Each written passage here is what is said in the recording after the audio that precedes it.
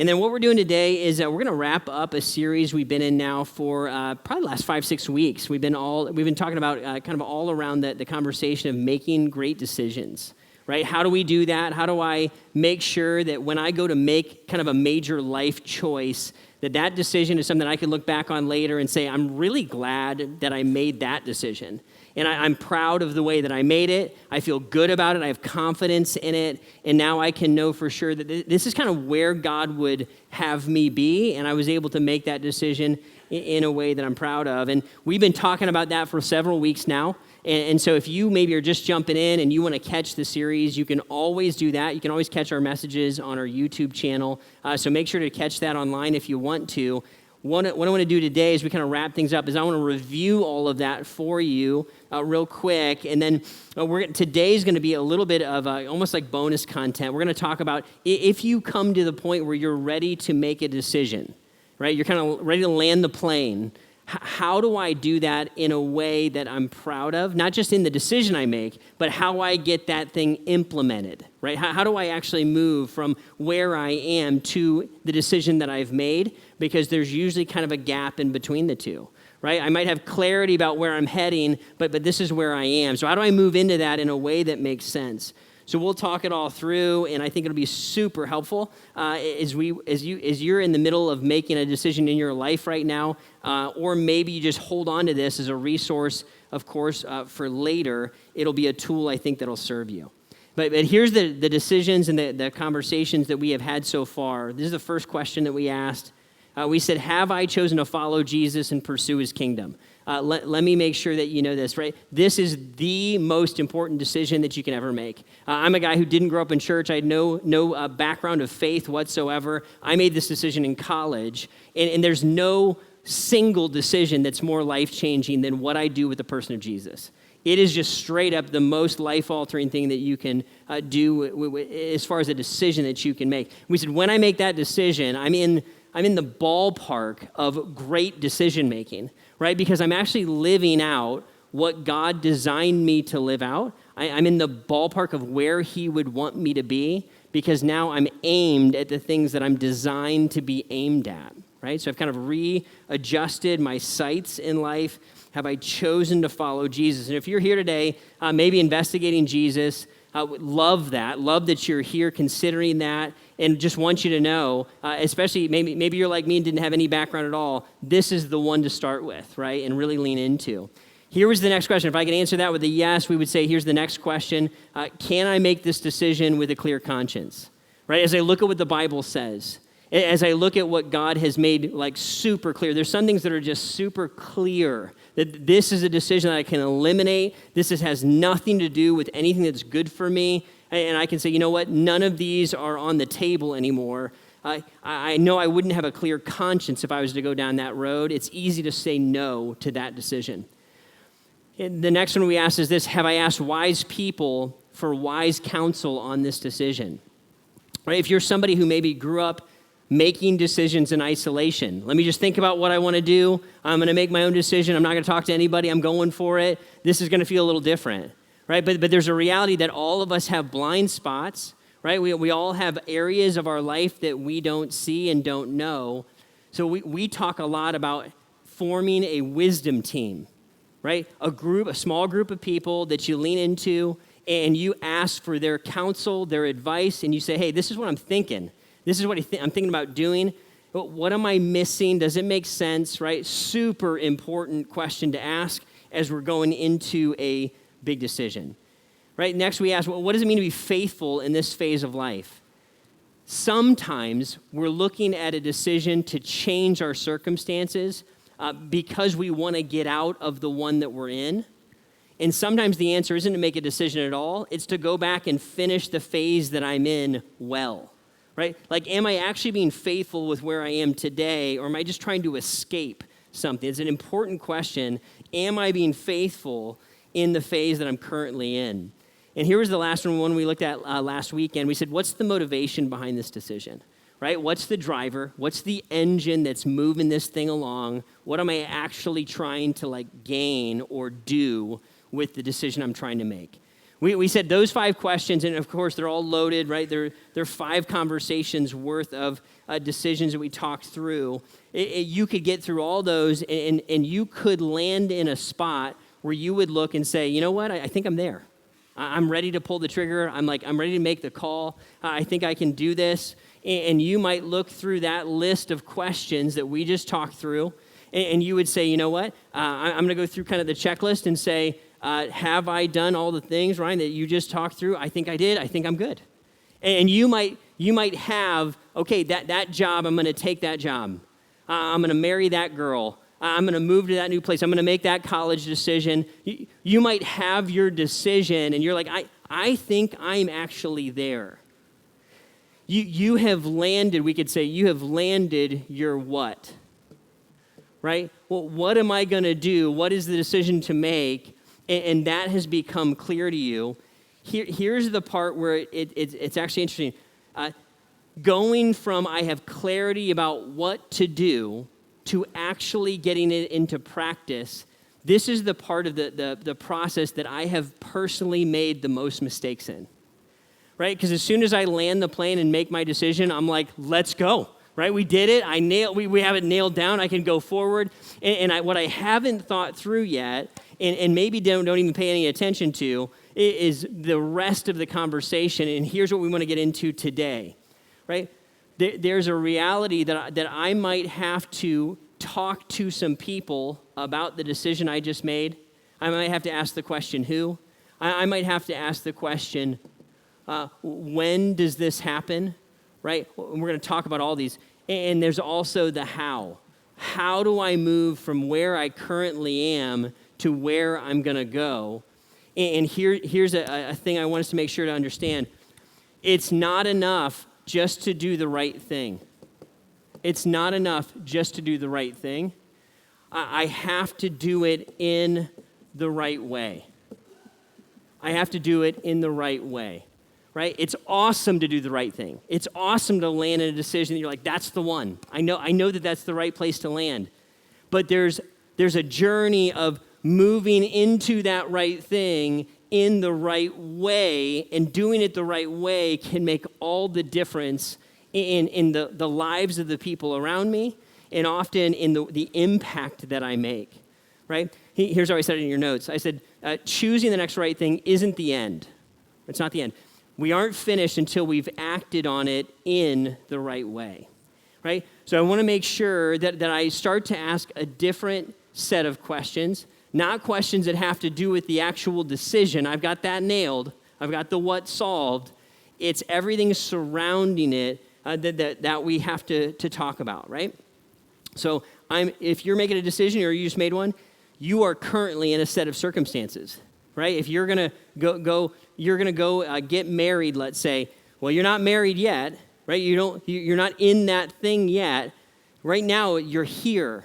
So there's a whole bunch of stuff that has to happen between here and there. But I might have made the decision, but now usually there's a journey that I have to walk through in order to get into this thing and to do that well, right? Super important. And I would tell you this, I would say it this way. Most of my major flaws and errors in decision making are all about this stuff. It's all about this stuff. All right, we could just name this whole message things that Ryan is jacked up in decision making. I mean, that's about what it is. Because often I'll get excited and run right into it without considering these other pieces. And as we unpack it, I think it'll make a ton of sense, right? Here's one of the things I want us to see is that when we follow Jesus, Jesus shows up in all of this. He shows up in how we make decisions, and then he shows up in how we implement those decisions.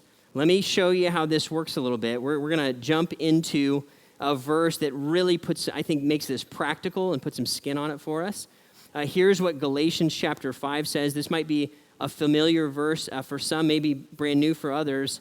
Right? Galatians 5:22 and 23, it says this, but the fruit of the Spirit is love, joy, peace, forbearance, kindness, goodness, faithfulness, gentleness, and self-control. It says, against such things there is no law.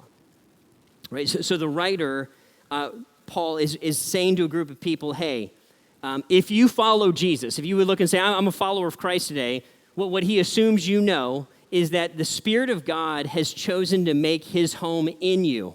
God actually lives within you, which is kind of a wild thing to even get your head around. And what he's saying is, he's saying this. He's saying what that Spirit, the Spirit of God who lives within you, what he always does is he always creates this stuff that we're looking at. Love and joy and self-control and faithfulness. He always produces the same stuff, and this is the stuff he produces. What he's not saying is here's a list of attributes and qualities that I want you to go generate and make on your own. That's not what he's saying. He's not saying here's a checklist of things that I want you to try to make happen in your life. He's saying God is always going to make this show up in your life if you follow him. That's what the Spirit of God does. Okay? Now, here's where we start to see it. The way that we follow Jesus, the way that the Spirit shows up within each one of us as we actually go through a decision-making, it starts to get very, very practical. You should know this, right? If you're here today and kind of investigating things, this is not just about joining a religious club or making a decision that only affects eternity. Jesus wants to show up in your everyday life and in mine. He wants to be helpful to us in our everyday lives, and he's available to form us and help us in really practical, kind of everyday ways. Here's what we can know, right?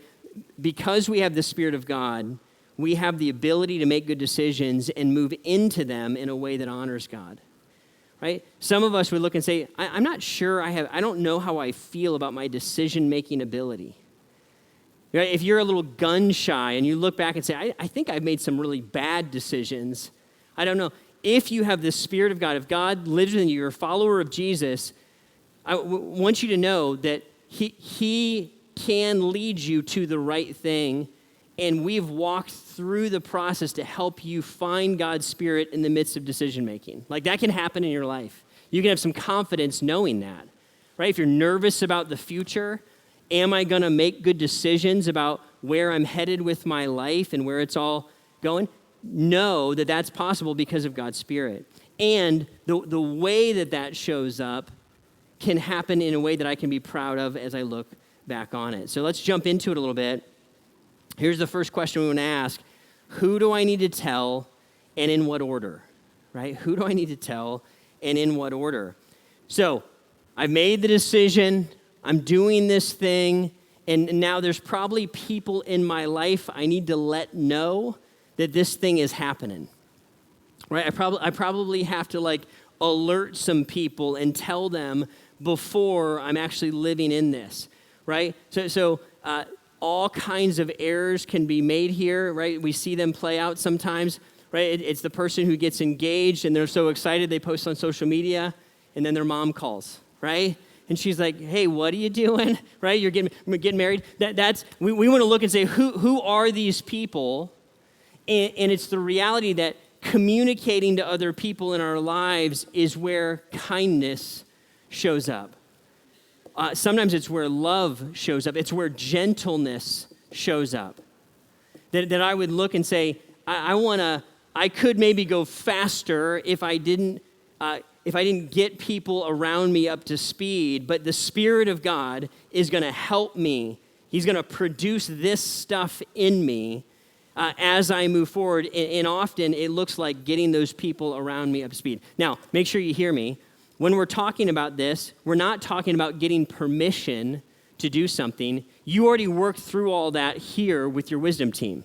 This is a decision you made, and you're informing other people about. Right? You're not necessarily asking for permission, so, right, especially if you're an adult.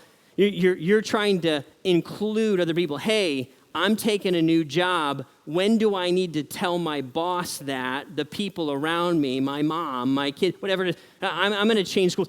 How do I need to go through that? I want the Spirit of God to produce these kinds of things in me, and as I talk to other people and get them up to speed, it's Him leading me when I do that really, really well. Right? simple, practical, but God would lead us in that. And I would just tell you, man, I have made massive mistakes in not doing this order properly. And people can be really hurt by it, right? People can be hurt. The people, your best friend should hear this stuff from you early, right? Your spouse or your kids or your employer should hear stuff from you as early as you possibly can, right? And I want to make sure I time this up and get people up to speed as we do it, right? It's the right way to have this play out. Right? The next big question is this. When does this decision take place? When does this decision take place? Like, where is this out into the future? And usually, like I said, there's a gap. There's something out there that I'm going to be living in one day. And right now, I'm not there. I'm where I am. And usually, this is going to show up one of two ways. One is I'm going to feel like I want to rush in. And I even though I'm still here, I want to rush into the next thing. Or there's going to be a little bit of a lag where I don't fully embrace the decision and I need help moving into it. We'll talk about both sides of it. Let's talk about the first one, when I struggle to stay in the thing that I'm in rather than transitioning the right way, right? Here's what I would say. It takes grace. It takes grace to stay present in the old thing while anticipating the new thing. It just takes a lot of grace to do that, right?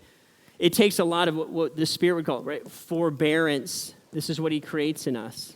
Forbearance, patience, long-suffering. Sometimes it's super hard to still be here when my heart now knows that this is the new thing I'm going into, right? You're finishing school and wrapping up summer and moving into college. It's hard not to go there in your heart.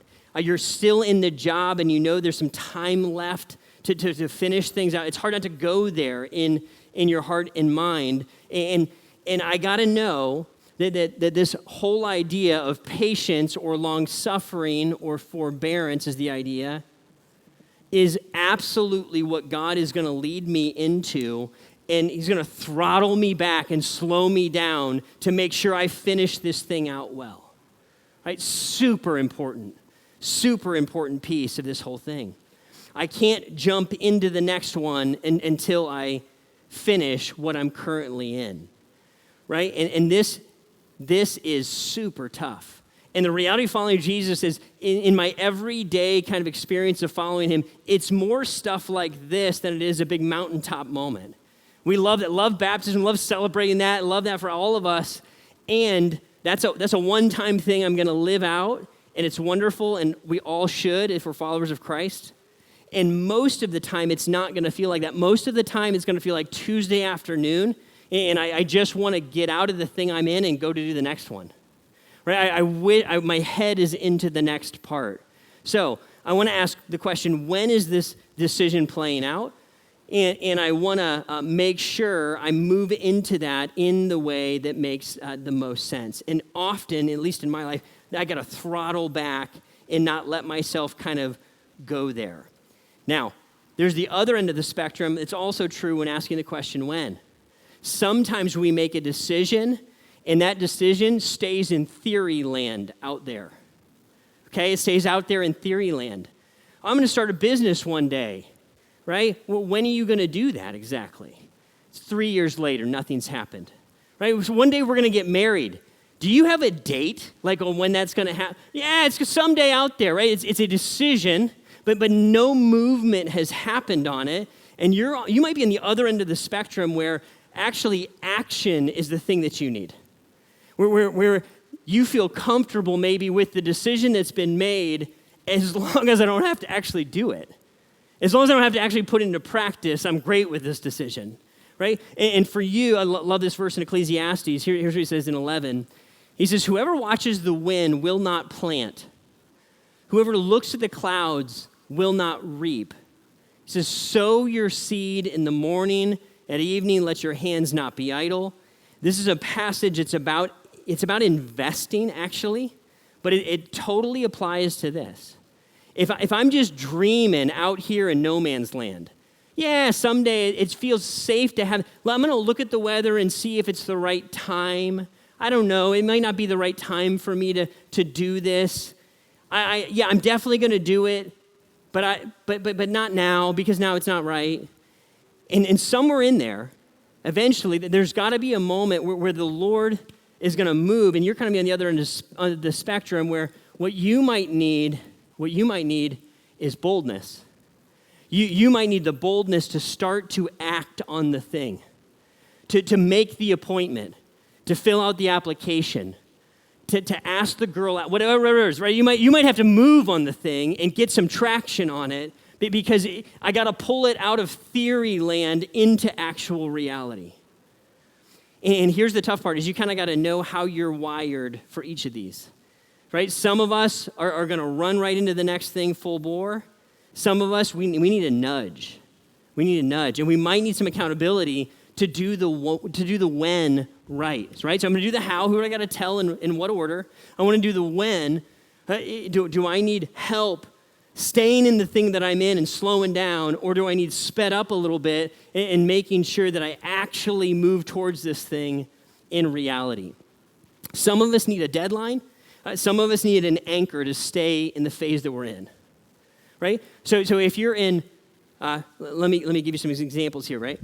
If you're this way and you need patience and forbearance, if you're in a relationship, if you're dating, let me tell you, where you are right now is you are dating.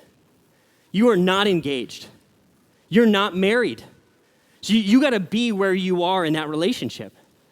The temptation to fast forward that thing and play house is enormous. Right? If you're here, be in this one. It's kind of like we talked about a few weeks ago, but now you're on the other side of the relationship, or on the other side of the decision. And I got to know this about myself and say, I need to fully admit that I am where I am and be there. If you're here, boy, you got to let the heat build, and what I would say is take one micro action. Start somewhere. Move the thing a little bit. And put the date on the calendar, schedule the venue, do it. Do something, right? Or else you're going to go a decade and this decision never happened. And so, right, some of us are in the room and we're like, yeah, I actually did that. I had an intention and I kind of made a decision. I thought that's where I'm headed. But then life kind of happened and now a decade went by. And we didn't move on the thing that we kind of knew that God was calling us to move on. For you to know it's actually very spiritual for you to take initiative, even in a really practical way, to move the thing forward and get bold on it. Right? Big deal. Okay, here's the next one. Right? Last big question. How do I need to end one decision and begin another? How do I need to end one decision and begin another? There is a massive amount of self-control that's needed here. Self-control and love to go from wrapping up where I am and moving into the next one. Because usually this is what happens. There's some form of this. There's some form, I got to start to work a little bit on the next thing while I'm in the current thing.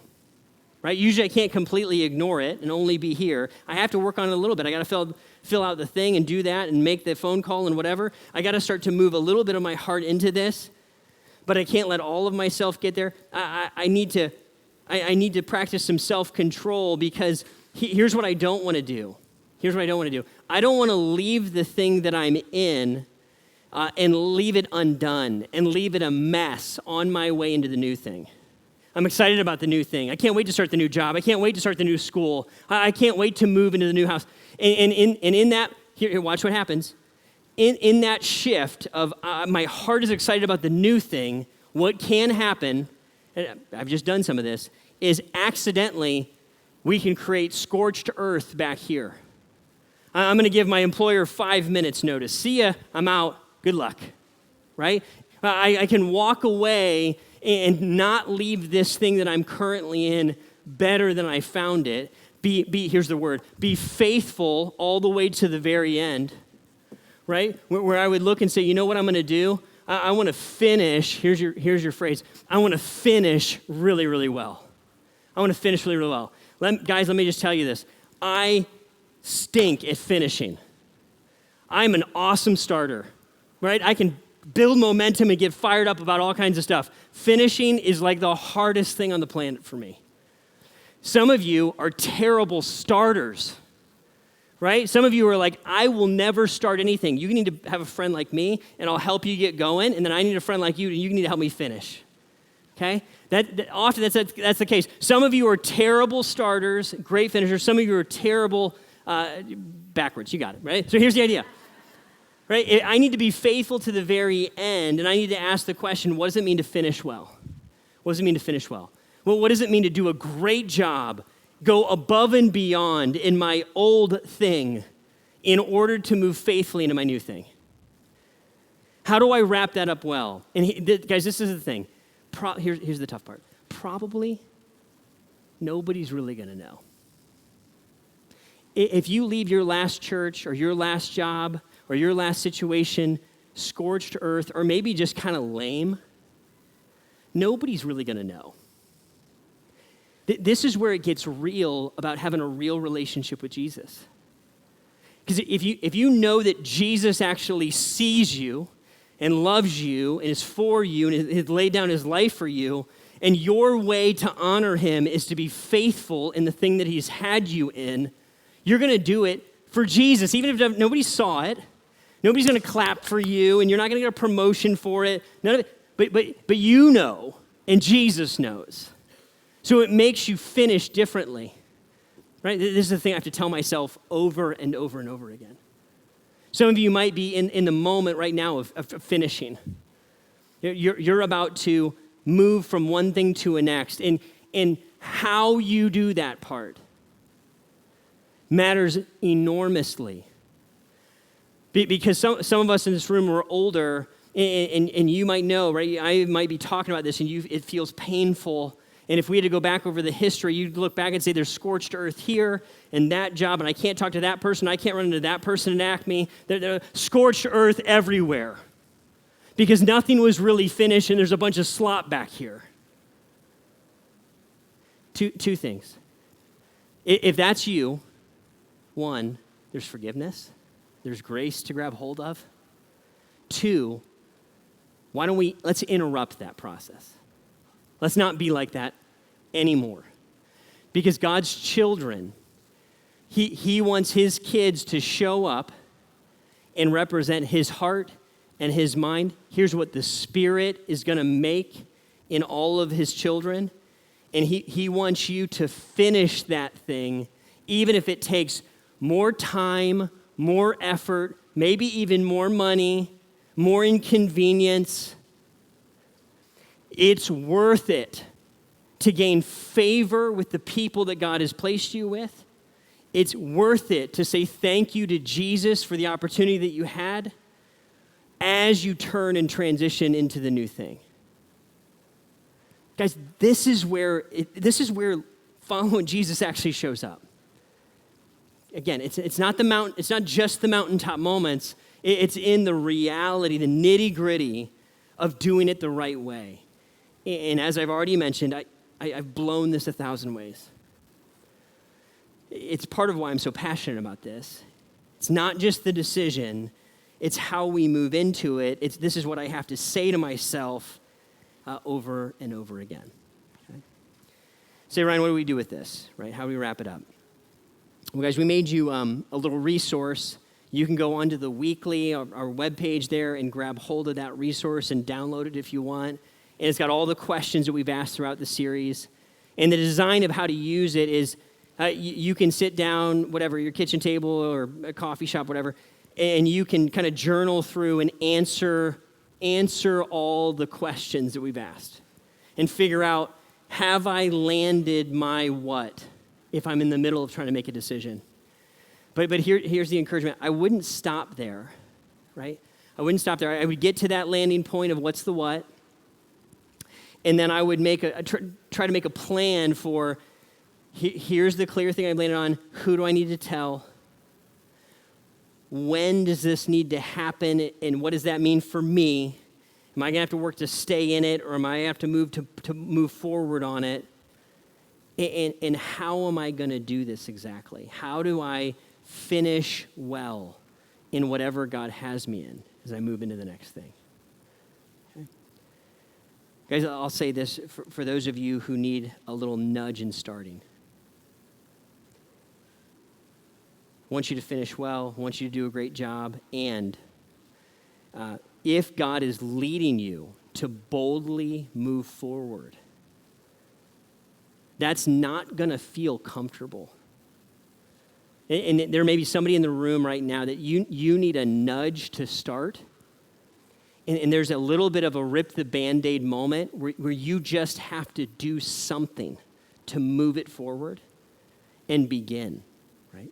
So you write that down and tell somebody what that is and try to do it in the next 24 hours. Move it. Move it. Don't get stuck. Move it.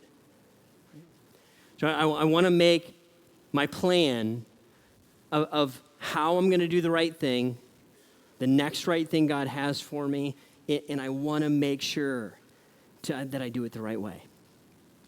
Do it in a way that I'm proud of, that is honoring to the people in my life, that has respect for the opportunities that God has placed me in.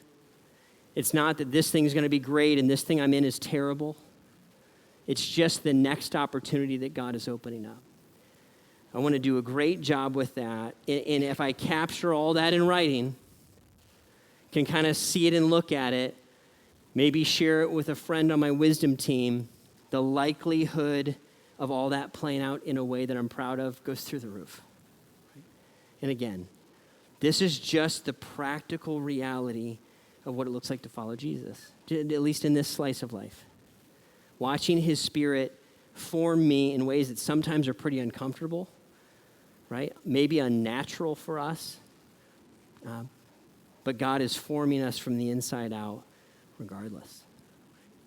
Last thing I'll say, if you're here today and you don't know Christ, back to that very first question that we started with, I just want to reiterate and tell you the Jesus that we're talking about here, what he did for you and for me, is he came to this planet willingly. He lived a perfect life, something I could never do. He died an innocent death on a cross in order to pay for all the imperfect stuff that I've done, all the sin that you and I have done. Right? So the Bible calls sin our imperfection, things that we're not proud of, things that we feel shame about. We know we've done wrong things. We all have. Jesus paid for all that with his death on the cross. And then he rose from the dead. He beat death. And in beating death, what he has the authority to do is to look at each and every one of us and make an offer. He would look at you and I today and say, here's what I want you to do. I'm offering to trade your sin for my perfection. I'm willing, I've already paid for it. That's what I was doing on the cross, and what you're going to get is the forgiveness for your sin. When God looks at you, what he's going to see, he's not going to see your sin anymore. He's going to see my perfection. We're going to make an exchange. The perfect for the imperfect, the innocent for the guilty. And he has the authority to make that exchange because he got up from the grave. No one's done that. He's God himself.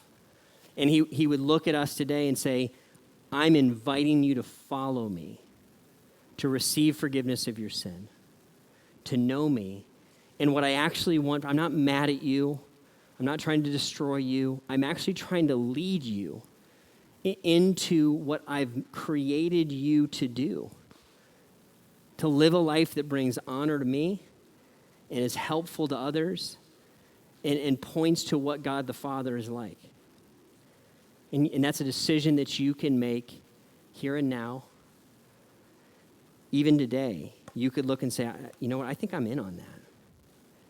That's a decision I made at 19 going into my second year of college, recognizing that my way of making decisions and what I had landed on was not working. I was like, how do I how do I find something solid to stand on here?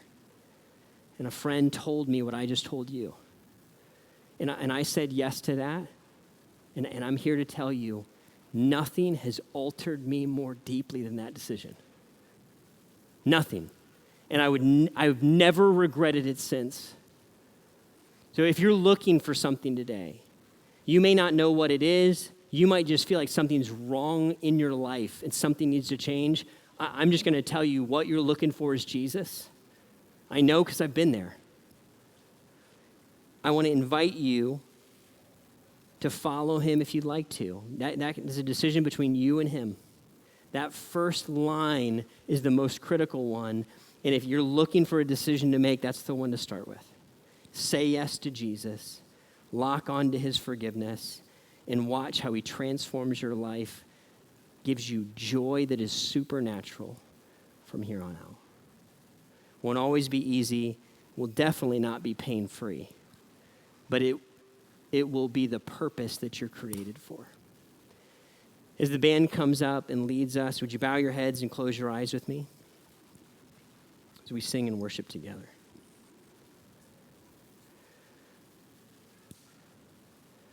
Father, we recognize today that we don't deserve anything we've talked about, any mercy or any wisdom. All of that is an act of kindness and grace from you to us, that we could have any access to your perspective on how to lock into the good life and to a wisdom that is supernatural. God, I pray for each one of us today that you would lead us into our next right thing. God, would you convict us and lead us to do that in a way that brings honor and glory to you. God, forgive me, forgive all of us, Lord, for the ways that we have done this poorly in the past. God, you know that I have. Thank you that you forgive, that your grace is mighty. And Lord, I pray today that anybody here in this room today or watching online who doesn't know you, God, I pray that you would begin first and most in that first decision to look at you and your sacrifice, Christ, and to say yes to you. Draw hearts to you today, God, that we might find salvation in our purpose, what we're here for, because of your great love for us. Meet us here, Lord, even now.